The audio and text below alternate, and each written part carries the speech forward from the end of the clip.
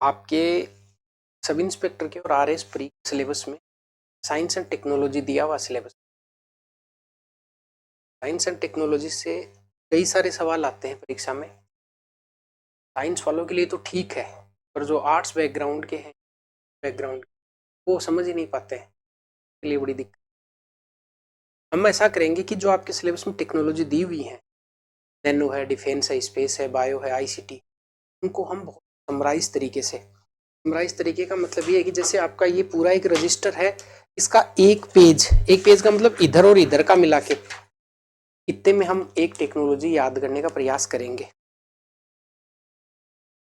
मैं 99% श्योर हूं कि जो हम करेंगे उसमें से आपको एक सवाल मिल जाएगा, क्योंकि नैनो से एक सवाल आएगा, बायो से एक सवाल आएगा, तो वो आपको आराम से यहाँ से डील हो जाएंगे, यहाँ से निकल जाएंगे। तो आज अपना बिंदु रहेगा नैनो टेक्नोलॉजी, रेस्पेक्टिवली सारी टेक्नोलॉजी आपको मैं करवा दूंगा, क्योंकि क्लास रिवीजन मोड में ही है, फास्ट ही होनी है। 1 घंटे तक नैनो में पढ़ा नहीं सकता, आप बहुत ज़्यादा इंटरेस्टेड उसमें होंगे नहीं, और बहुत सारे फैक्ट लेते हुए, कम समझाते हुए फैक्ट सारे आपको करवा देता हूँ। नैनो टेक्नोलॉजी से क्या क्या सवाल आ सकते हैं, एक इनके फैक्ट को लेकर आते हैं, लगभग सवाल तो इधर से निकल जाते हैं। नैनो की अप्रोच क्या क्या है, नैनो के एप्लीकेशंस, जनरेशन पीढ़ियाँ कौन कौन सी हैं, और कुछ इसके गुण कौन कौन से हैं, और साथ में 2026 में नैनो को लेकर जो करंट अफेयर्स में सबमिट हुई है वो सारी कवर करा देता हूँ। फिर नैनो से आपका एक सवाल ठीक निकल जाए। बहुत फास्ट कराऊंगा मैं, लेकिन नैनो का मतलब वो नैनो कार से ही ले लेंगे हम। नैनो का मतलब बहुत छोटा होता है, बोलना होता है, बिना कुछ समझाए बिना बहुत फटाफट करता हूँ, याद करने का हम प्रयास करते हैं। देखिए स्वाभाविक ये हर एक बिंदु में एक एक सवाल फंसा हुआ है, तो आप इसको ध्यान से पढ़ लें। नैनो शब्द ग्रीक भाषा का शब्द है, पहले तो ये याद रखेंगे। ग्रीक, ग्रीस नहीं लगाना नैनो कार के, ग्रीक शब्द है, इसका अर्थ बोलना होता है। ये आरएस में पूछा हुआ है, प्रीलिम आपको भी पूछ सकते। स्केल क्या होती है, ये भी आरएस में पूछ लिया कि नैनो किसको बोलेंगे, मतलब एक जो मीटर कोई लंबी चीज है उसका 1 अरबवा हिस्सा, ये 1 अरबवा याद रखेंगे, मतलब बिलियन। 10⁻⁻9 से 10⁻⁷ के बीच में, ये याद रखना। परीक्षा में वो 10⁻9 दे देगा, ये 9 नहीं -9 है, समझ में आ गई बात ये। और मतलब एक अगर मीटर का वायर लें उसका 1 अरबवा हिस्सा नैनो कहलाता है, याद रखेंगे। 1 नैनोमीटर से 100 नैनोमीटर के बीच के पदार्थ नैनो पदार्थ। कुछ खास नहीं, यहाँ से सवाल आए तो 1 अरबवा हिस्सा 10⁻⁹, 10⁻⁷ तक। ग्रीक, नैनोकार के ग्रीस लगाना है, इसका मतलब बोलना होता है, हो गया। नैनो की तरफ ध्यान किसने दिया, मतलब किसका रिसर्च पेपर प्रकाशित हुआ, ये सवाल अगर आए तो रिचर्ड फिनमैन, कौन से मैन है, फिनमैन। फिनमैन एक रिसर्च पेपर था इनका, there is plenty of room at bottom, California university में कोई भाषण के दौरान उन्होंने कहा था। मान लो कभी भूला भटका क्वेश्चन, देखो 4 लोग हैं, मिलान करवा लेगा, तो हम याद रखेंगे कि रिचर्ड जो फिनमैन है, फिनमैन, फाइनमैन याद कर लो, इसने सबसे पहले फाइन पेपर पर, फिनमैन ने फाइन पेपर पर रिसर्च पेपर प्रकाशित किया। तो उत्तर में नारियो तानिगुची, जापानी शब्द है, कौन, गुची, गुची, गुची ब्रांड है, याद रखना। तो गुची भी याद रखने चल जाएगा। नारियो तानिगुची जो है उन्होंने नैनो टेक्नोलॉजी शब्द का प्रयोग किया। फिर एक एरिक डेक्सलर और हुए हैं, इन्होंने आगे एक अप्रोच पढ़ाऊंगा, बॉटम अप और टॉप टू बॉटम अप्रोच, उससे संबंधित है सुमियो आइजिमा, इन्होंने कार्बन नैनो ट्यूब बनाई। बहरहाल ये अगर नहीं याद रखें तो चल जाए, 2 याद रखेंगे। रिचर्ड फिनमैन का स्टेटमेंट था, there is plenty of room at bottom, और नारियो तानिगुची ने शब्द का प्रयोग किया, यहां से ये 2 इफेक्ट आएंगे। ये फैक्ट क्लियर हो गया। नैनो जो टेक्नोलॉजी है वो बेसिकली 2 सिद्धांत, 2 अप्रोच होती है इसकी। या तो कोई बहुत भारी चीज है, जैसे मेरे पास ये फोन है, इसको तोड़ तोड़ कर छोटा कर देना, नैनो स्तर पर ले जाना, या छोटी छोटी चीजों को, बहुत नैनो से भी बहुत छोटी चीजों को असेंबल करके जोड़कर नैनो तक पहुंचाना। इससे शायद ही सवाल पूछा जाए, बस इतना याद रखेंगे। एक तो बॉटम का मतलब नीचे से ऊपर की अप्रोच, और टॉप टू बॉटम मतलब ऊपर से नीचे की अप्रोच। जो एरिक डेक्सलर नाम आया वो बॉटम टू टॉप जो अप्रोच है उसके जनक है। खास जरूरत नहीं है, रहने दो आप चाहे, बस अप्रोच याद रखना, bottom to top, top to bottom. तो ग्रीक भाषा का शब्द है, 1 अरबवा हिस्सा है ये, 10⁻⁻9 से 10⁻⁻7 के बीच की बात है। नारियो तानी गुच्ची, गुच्ची ब्रांड है, नैनो का प्रयोग किया। रिचर्ड फिनमैन फाइन पेपर पर उन्होंने एक प्रकाशित किया सबसे पहले अपना रिसर्च पेपर। चलिए, नैनो पदार्थों के गुण क्या हो सकते हैं, प्रॉपर्टीज क्या क्या हो सकती हैं इनके। तो देखिए, प्रॉपर्टीज ऐसा है कि एक तो ये लगभग 7 प्रॉपर्टी हैं, 7 से सवाल अच्छे खासे बन सकते हैं। वैसे तो देखिए, सब में नैनो अगर कोई पदार्थ बना रहे हैं तो उसकी क्वालिटी अच्छी होगी, उसकी एफिशिएंसी ज्यादा होगी, तभी तो नैनो पदार्थ बना रहे हैं ऐसा करके। मैंने इसको 1-1.5 घंटे पढ़ाया नैनो को यूट्यूब डिटेल के साथ में, जरूरत नहीं है उसको मत देखिए, यहाँ से पूरा हो जाएगा आराम से, जो फैक्ट है सारे कवर हो जाएंगे। उसके बाद आप जो प्रीवियस ईयर के क्वेश्चंस लगाएंगे या किसी टेस्ट सीरीज के तो आप कर लेंगे। देखिए, क्षेत्रफल, क्षेत्रफल का मतलब होता है अगर कोई बड़ी चीज है तो बहुत बारीक कर लेते हैं। जैसे एक पानी में आप नमक का या तो एक जिसको डली बोलते हैं उसको डालें पानी में तो घुलने में जोर आएगा, और एक नमक को बहुत बारीक पीस कर डालें तो जल्दी घुल जाएगा। क्यों? उसका जो क्षेत्रफल है, फर्स्ट का क्षेत्रफल वो बढ़ जाता है एरिया, तो जल्दी रिएक्शन कर लेता, जल्दी घुल जाता है। तो क्षेत्रफल क्या होगा नैनो पदार्थों का, बढ़ जाएगा। ये कंफ्यूजन आ सकता है परीक्षा में, ये बोल देगा आपको। हम सोचेंगे कि जैसे कोई बड़ी चीज है उसको बहुत छोटा किया तो वो सरफेस का एरिया बढ़ेगा या घटेगा, तो हम ऐसा सोच लेते हैं कि यार छोटा कर रहे तो क्षेत्रफल घटेगा, घटेगा नहीं। जैसे ये मार्कर है, इस मार्कर को पीस के चूरा बनाएंगे और उसको फैलाएंगे तो वो मार्कर जितना स्पेस में आएगा उससे ज्यादा आएगा वो, तो उसकी रिएक्शन की क्वालिटी जो ज्यादा बढ़ जाएगी। नहीं समझ में कोई बात नहीं, आप इतना याद रखें, क्षेत्रफल बढ़ जाएगा। क्षमता, कैपेसिटी, एक तो वो नमक का वो जो अब कंकड़ काम में ले रहे थे वो, या पिसा हुआ नमक, क्षमता किसकी ज्यादा होगी, पीसे हुए की, क्योंकि वो जल्दी रिएक्शन कर लेगा। ये रिएक्शन, घर्षण की क्वालिटी, जो फ्रिक्शन की क्वालिटी है वो बढ़ जाएगी। तो अगर मुझे ये कोई कहे कि इनमें से कोई एक प्रॉपर्टी बताओ, नैनो पदार्थों का सबसे अच्छा गुण क्या है, तो गुण घर्षण है। घर्षण, फ्रिक्शन, ये बढ़ जाएगा। रंग में बदलाव आ जाएगा, आ ही जाता है। सोना अभी पीला होता है, सोने को मान लो पीस लिया, नैनो पर ले गए तो लाल दिखाई देने लगता है, तो रंग भी बदल जाता है। गलनांक बिंदु, मेल्टिंग पॉइंट, हो सकता है अभी ये मार्कर जो है इसको मैं मान लो उबालूं, बहुत सामान्य एग्जांपल, तो ये 70 डिग्री पर उबलने लग जाए या 200 डिग्री पर उबलने लग जाए। हो सकता है मार्कर को पीसने के बाद में इसके जो कण है, हो सकता है कि 400 डिग्री पर का गलनांक हो जाए, मेल्टिंग पॉइंट जो होता है वो इंक्रीज कर जाता है।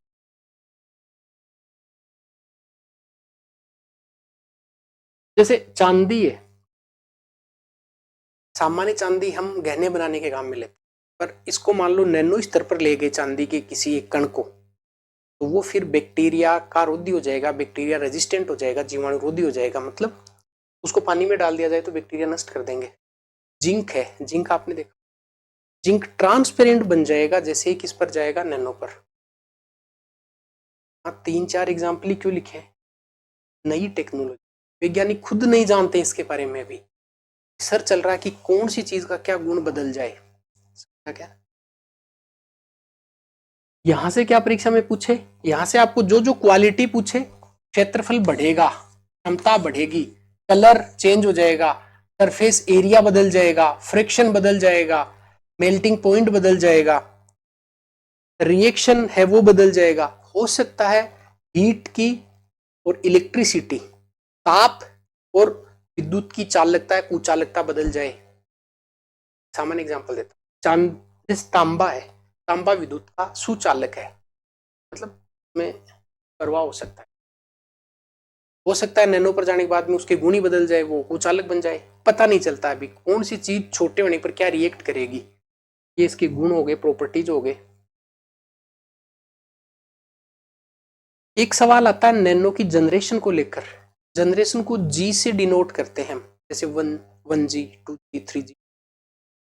तो याद रखेंगे नैनो के G4, जी को ऐसे लिखते हैं, इसको 4 बना देना कि अभी नैनो की 4 जनरेशन है। शुरुआत 2000 से हुई, इससे पहले तो वैज्ञानिक नहीं थे लगभग। ये तो नाम शब्द इनके प्रयोग हुए, ढंग से तो इसकी जो जनरेशन है वो कहाँ से शुरू हुई है, सन 2000 से 2005 तक का जो जनरेशन है उसको पहली जनरेशन बोला जाता है। पहली जनरेशन में क्या याद रखेंगे, जो पैसे पेसिव याद कर लें, फर्स्ट मतलब पहला मैं पै लिखता हूं और इसमें पेसिव लिखता हूं, तो पेसिव पहला मिलान करवाएगा कि नैनो की फर्स्ट जनरेशन में क्या बना, पेसिव पदार्थ बनाए गए थे, जैसे नैनो जेल बना दिया, नैनो धातु बना दिया, नैनो बहुलक। ये कोई परीक्षा में क्वेश्चन था कि नैनो बहुलक कौन सी पीढ़ी में बना, पहली में, बहुलक बोले, जेल बोले।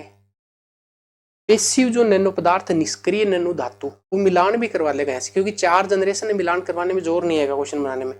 तो फर्स्ट जनरेशन में पेसिव चीजें बनी, नैनो धातु बन गया, जेल बन गया, ठीक है, निष्क्रिय पदार्थ बन गए, ऐसा। अब जनरेशन 2 की बात करते हैं, तो नैनो टेक्नोलॉजी की जनरेशन नंबर 2 है वो 2010 तक चली। 2 को आप अच्छे से याद कर लेंगे, ये एक्टिव जो पदार्थ है, 2 एक्टिव में भी 2 आ रहा है और 2 में भी 2 आ रहा है, तो एक्टिव जो नैनो पदार्थ है वो जनरेशन 2 में बने 2010 तक। जैसे आप ये याद करें, जैसे ट्रांजिस्टर 2 आ रहा है, मेडिसिन जो है टारगेटेड मेडिसिन आ रहा है वो सेकेंड में बना है। तो अच्छे से इसको याद करें, निष्क्रिय की बजाय सक्रिय नैनो पदार्थ बनने लग गए, लक्षित दवाइयां, टारगेटेड मेडिसिन जनरेशन 2 में आई। इस बात को अच्छे से ध्यान है कि आपको इस चीज में आ नहीं रही है, मैं जानता ही हूँ पढ़ाते टाइम की कौन सी चीज में आप अटक रहे हैं, पर मैं इतना उम्मीद करूँ उसको रट डाल लें आप, जो चीज समझ में नहीं आ रही है रेडी तो पेज रटना, एक सवाल ठीक चला जाएगा। ट्रांजिस्टर, अब क्वेश्चन पूछिए ट्रांजिस्टर कौन से में बना, तो ट्रांजिस्टर में टा आ रहा, तो याद रखना यार 2 में बना है। ऊर्जा संरक्षण, जो एनर्जी कंजर्वेशन की जो युक्तियां हैं, डिवाइस है, वो 2 में बनी है। तो ऊर्जा वाली बात और दवाई वाली बात 2 में हुई है, और 2 में कौन सा आ गया, एक्टिव आ गया। 3 को याद रखेंगे, मोस्ट इंपोर्टेंट क्वेश्चन आएगा कि 3D जो संरचना है, 3D, तो 3D तीसरे नंबर पर आई है। तो थर्ड जो जनरेशन है उसमें 3D संरचनाएं बनी। अब 3D संरचना में मैं आपको बताऊंगा तीनों डायमेंशंस, एक डायमेंशन, 2, 3, पहले वाल बना, फिर वायर बना, ठीक है, फिर नैनो डॉट बने। ऐसे ही रोबोट, इसको सिस्टम नैनो टेक्नोलॉजी की जनरेशन भी बोला जाता है, क्योंकि जितने सारे आप रोबोट देखते, बोट देखते हैं, 3D संरचनाएं देखते हो, तीसरी जनरेशन में आई। सबसे लास्ट में कोई टेक्नोलॉजी मानव पर आती है, तो जो 4th जनरेशन है उसको आणविक मोलिकुलर नैनो टेक्नोलॉजी बोला जाता है। अपने डीएनए और आरएनए, हम नेक्स्ट क्लास जो करेंगे बायोटेक्नोलॉजी की उसमें यही पढ़ेंगे, डीएनए और आरएनए स्तर पर भी बहुत सारे चेंजेस इसमें किए गए। बहरहाल जनरेशन नंबर 1, 2, 3, 4 मिलान करवाएगा। फर्स्ट में पैसे, फर्स्ट और पेसिव याद कर लें, पेसिव। अच्छा 2 में क्या बना, 2 में सारी 2 वाली चीज, एक्टिव में 2 आ रहा है, ट्रांजिस्टर में 2 आ रहा है, 3 में 3D संरचनाएं, ये मिलान करवाएगा।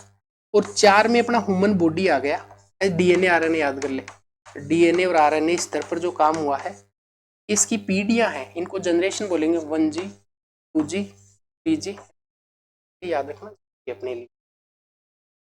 चलिए यहां तक जो सवाल आएगा आप ठीक कर पाएंगे। कौन सी भाषा का शब्द है, ग्रीक भाषा का शब्द है, स्केल आपको याद हो गई, 1 अरबवा हिस्सा याद हो गया, 1 नैनोमीटर से 100 नैनोमीटर के बीच की बात याद हो गई, रिचर्ड फिनमैन और Norio Taniguchi, bottom to up to bottom approach याद हो गई। क्वेश्चन आ जाए नैनो जेल कब बना, तो जेल वेल लगाने के लिए तो बहुत छोटी छोटी चीजें ना, अपने ये ऐसा याद रख लें कि अपने घर में जो चीजें काम में आने वाली चीजें हैं, नैनो जेल वगैरह, नैनो धातु वगैरह, नैनो बहुलक वगैरह पहली में बने, सक्रिय दूसरे में बन गए, दवाई बन गई, ट्रांजिस्टर बन गए, ऊर्जा संधारण की युक्तियां बन गई, 3 में वो 3D संरचनाएं आ गई, रोबोट वगैरह, क्योंकि इसको सिस्टम नैनो टेक्नोलॉजी बोला जाता है, तो जितने सारे सिस्टम बनते हैं नैनो मशीन वगैरह, तो 3 में बनी, और 4 में डीएनए आरएनए बना। चलिए एक पेज का एक तरफ का हिस्सा हमने कंप्लीट, सेकेंड हिस्सा। ये क्वेश्चन आरपीएससी में पूछा, देखो वेल, वायर और डॉट, तीन चीज आपको याद रखनी है। जैसे अब हो सकता है आप में से कुछ बच्चे जिन्होंने बायोटेक्नोलॉजी में एमएससी कर रखा हो, साइंस के अच्छे जानकार, उनको जरूरत नहीं इस क्लास। आर्ट्स वाले जिनको पता ही नहीं आयाम क्या चीज होती है, डायमेंशन क्या होता है, ऐसा समझ लो कि कोई एक चीज होती है, उसके 3 डायमेंशन होते हैं, ठीक है, जैसे लंबाई हो गई, चौड़ाई हो गई, ऊंचाई हो गई, ऐसा। अगर किसी एक डायमेंशन में, मैं क्लियरली बोल रहा हूं, एक डायमेंशन को नैनो स्तर पर ले जाएं, जैसे मान लो उसकी ऊंचाई को नैनो पर ले गए, बाकी सारी चीजों को सेम छोड़ दिया, क्योंकि 3 डायमेंशन होते हैं, बताऊं ऐसे लिख लो, 1 2 और 3 डायमेंशन होते हैं कोई चीज की। उनमें अगर किसी एक को नैनो पर ले गए, उसको बोलेंगे नैनो वेल, एक आयाम में बदलाव कर दिया, दो को नहीं, दो को छेड़ दिया, 2 डायमेंशन में बदलाव कर दिया, बोलेंगे नैनो वायर, और तीनों को दबा दिया तो डॉट बन गया, तो नैनो डॉट, तीनों आयाम। तो सेमीकंडक्टर जो बनते हैं, अर्धचालक युक्तियां, वो नैनो डॉट के उदाहरण है। नहीं समझ में आया तो रटवा तो सकता हूं ना आपको। वाल, वेल से वाल याद कर लो, दीवार में एक डायमेंशन होता है, तार को खींचोगे तो 2 डायमेंशन होते हैं, और डॉट को पूरे को मिला दो तो तीनों। तो क्वेश्चन आ जाए कि अगर किसी एक आयाम में बदलाव किया, एक आयाम को नैनो तक लेके चले गए, तो वेल बन गया, नैनो वेल। 2 में 2 तार, तो 2 डायमेंशन, वायर, सबको एक जगह कर दिया तो डॉट ही बना दिया, तो नैनो डॉट, जिससे सेमीकंडक्टर अर्धचालक युक्तियां बनती हैं। हो गया। नैनो के अनुप्रयोग बताओ कहाँ कहाँ यूज होता है। एक तो नैनो यूरिया, आईएएस प्रीलिम्स में सवाल आया, मैं तो उम्मीद कर रहा था कि आरएस में भी पूछेंगे, क्योंकि मेंस में ये है, पर आपके पूछ लिया जाए, याद रखना। सीधा सा मतलब है, नैनो जैसे मान लो यूरिया, अपनी सामान्य यूरिया, उसके कण मोटे होते हैं, इतने मोटे कण है, उसको आपने खेत में डाला, तो वो जितना कण है वो पिघलने में, अब्जॉर्प्शन में टाइम लगाएगा, ज्यादा खपत भी होगी। उसी को अगर मान लो आप पीस के डाल दें, तो वो जल्दी तो अपनी सोइल है, मिट्टी के साथ में रिएक्शन कर लेगा, और पौधे के लिए ठीक रहेगा, और थोड़ा सा कम भी यूज होगा, ऐसा क्या कि ना बात, कम यूज होगा, इसका मतलब उसकी जो खपत है, उसका वेस्टेज कम हो जाएगा, तो नैनो यूरिया है। ये भारत विश्व का ऐसा पहला देश है जिसने कॉमर्शियल स्तर पर नैनो यूरिया मिलती है। आप गूगल करेंगे नैनो यूरिया पैकेट, आपको समझ जाएगा। 50 किलो वाला जो एक बोरी पैकेट आता है, वो बहुत कम में काम हो जाएगा। 50% सस्ती भी है ये। एनएफएल और आरसीएफ, नेशनल फर्टिलाइजर लिमिटेड, और इसका मुझे फुल फॉर्म ध्यान में नहीं आ रहा, आप आरसीएफ का फुल फॉर्म, राष्ट्रीय केमिकल फर्टिलाइजर, ठीक। ये नेशनल फर्टिलाइजर लिमिटेड और ये राष्ट्रीय केमिकल फर्टिलाइजर, इन्होंने मिलकर क्या बनाया, नैनो यूरिया इन्होंने बना दिया, और फिर इफको के साथ में इन्होंने एमओयू कर लिया कि आप बेचो अब इसको। तो सवाल अगर ऐसा आ जाए कि नैनो यूरिया किन्होंने बनाया, तो एनएफएल और आरसी ने, और इसका कमर्शियल प्रोडक्शन इफको ने किया। विश्व का भारत पहला देश है, यूरिया बनाने वाला नहीं, कॉमर्शियल प्रोडक्ट शुरू करने वाला। 50% सस्ती है, अब्जॉर्प्शन ज्यादा हो जाएगा, ये सारी। ग्रेफिन, ग्रेफिन को लेकर सवाल आ सकता है। देखिए, ग्रेफाइट का नाम आपने सुना होगा, कार्बन के अप्रूप आप पढ़ते हैं, 3D संरचना होती है। ग्रेफिन जो है, मुझे पता है ये चीजें आपकी समझ में आती नहीं। ग्रेफिन ऐसा मान लो कि एक कोई ऐसा पदार्थ बना रहे हैं जो 2D का होगा। 2D का मतलब देखिए, 2D में वायर वाली बात आ गई, क्योंकि 2 डायमेंशन में वायर हो गया, तीनों डायमेंशन में क्या आ जाएगा बताओ, डॉट आ जाएगा, एक डायमेंशन में वेल आ जाएगा, ऐसे याद करेंगे आप। तो जो इसकी जो संरचना वो ऐसे षटकोणीय होती है, हेक्सागोनल होती है, षटकोणीय संरचना, और इस प्रकार से इस वायर को याद रखना, व्यवस्थित करते हैं। ये बहुत मजबूत होता है, पारदर्शी होता है, लचीला भी होता है। ये बड़ी इंटरेस्टिंग बात है कि कोई चीज मजबूत और लचीली एक साथ होती है, तो कितना उसमें गुणकारी प्रभाव हो सकता है। विद्युत और ताप का सुचालक होता है, सोलर सेल में प्रयोग किया जाता है। ग्रेफिन के बारे में क्या पूछ सकता है, इतना ही पूछेगा कि 2D संरचना है। पहली बात तो 2 चीजें आ गई, पारदर्शी मजबूत है, 2 चीजें आ गई, ताप और विद्युत का सुचालक होता है, 2, और 2 3 से गुणा कर दो 60। तो ये इसका अनुप्रयोग है ग्रेफिन। इससे ज्यादा सवाल नहीं आएगा। कैसी संरचना ग्रेफिन, 2D, पारदर्शी मजबूत है, विद्युत और ताप का सुचालक है। अब असल में क्या हुआ कि ग्रेफिन का प्रयोग हो गया, इसके बाद में नैनो टेक्नोलॉजी में सबसे बड़ा जो रिवॉल्यूशन क्रांति आई वो कार्बन नैनो ट्यूब बनाया। आपकी समझ में नहीं आ रहा हूँ मैं क्या बता रहा हूँ, मैं ये बता रहा हूँ नैनो के अनुप्रयोग क्या क्या बना रहे हैं इससे। एक चीज तो चूंकि अपने खेतों में काम में आती है इसलिए हमें समझ में आ गया, ऐसे तो नैनो बल्ब भी बन रहा है। एक चीज तो यूरिया वाली तो हमें समझ में आ गई, क्योंकि ये हम देखते हैं रोज रोज। ये ग्रेफिन वगैरह तो हम देखते ही नहीं है, तो ग्रेफिन नहीं देखते तो रट तो सकते हैं ना ग्रेफिन को। कैसी संरचना बताओ ग्रेफिन को? G2 2D है। फिर आपको बता दिया पारदर्शी मजबूत है, ट्रांसपेरेंट भी है ये।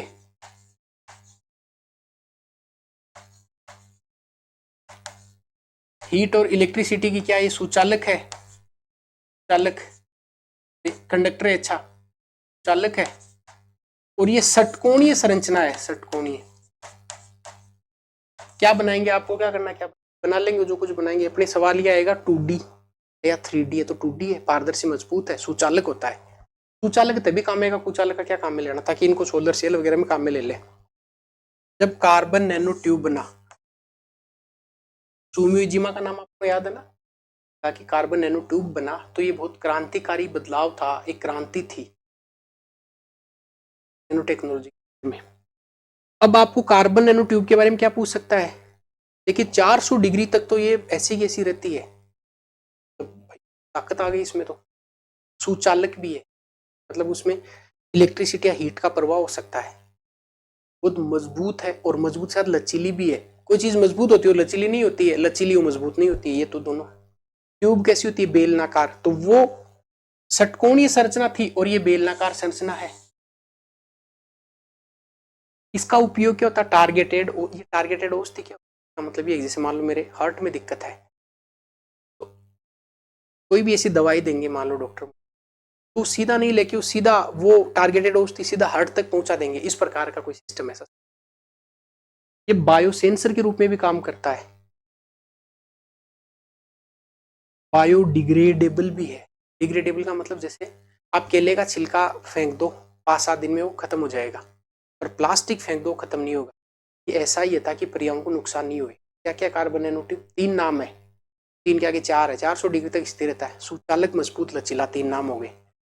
ट्यूब है तो बेलनाकार होगी, टारगेटेड दवाई में काम में आती है, बायो सेंसर के रूप में, अगर आप कहीं बीमारी वगैरह तो सेंसर के रूप में काम में लिया जा सकता है, बायोडिग्रेडेबल है। इनके साथ में पर एक दिक्कत ही है कि ये बॉडी के साथ में कॉम्पेटेबल होंगे कि नहीं होंगे, वो थोड़ी सी दिक्कत है। तो जैसे मान लो कोई चीज आपके लगाई कार्बन नैनो ट्यूब से, और वो हो सकता है कि बॉडी के साथ में क्या रिएक्ट करे वो अभी तक पता नहीं है। इसका एक विकसित रूप आया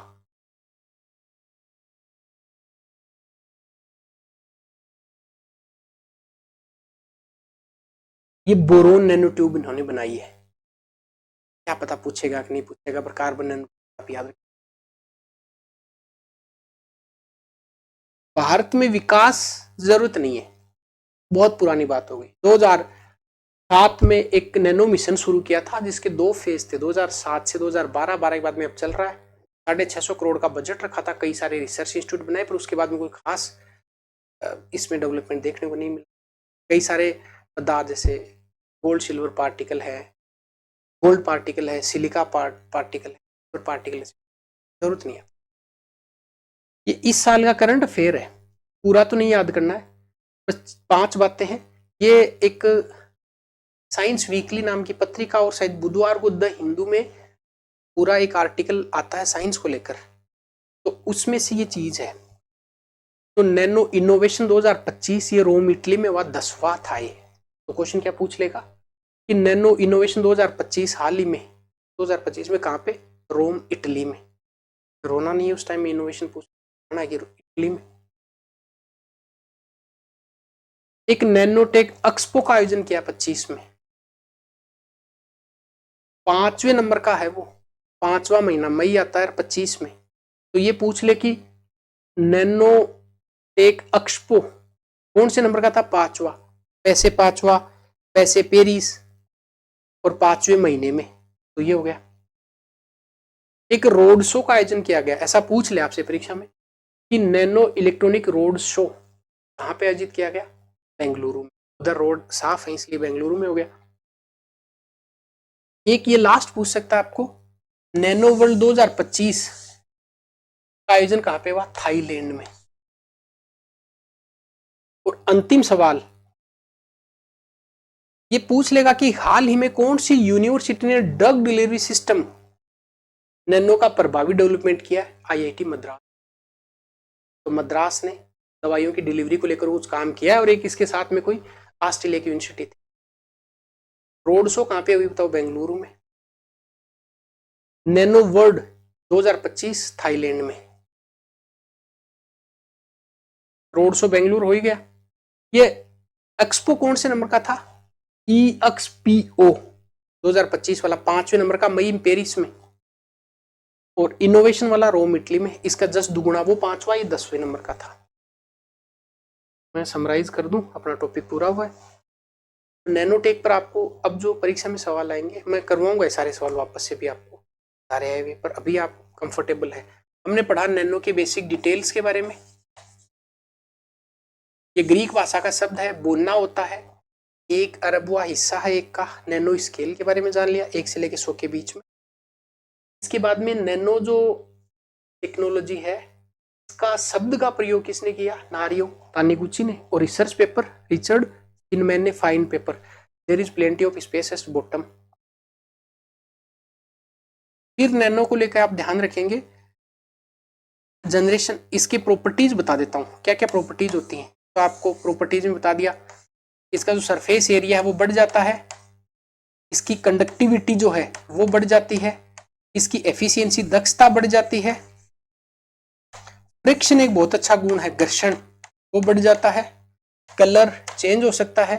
और बाकी हीट और जो इलेक्ट्रिसिटी की प्रॉपर्टी है, ताप और ताप आदि की प्रॉपर्टी बढ़ जाती है। तो क्या क्या क्षेत्रफल बढ़ जाएगा, घर्षण की बात है, कलर की बात है सारी। फिर जनरेशन, तो नैनो की हमने जनरेशन G4 याद करेंगे। तो G4 में फर्स्ट जनरेशन, सेकंड,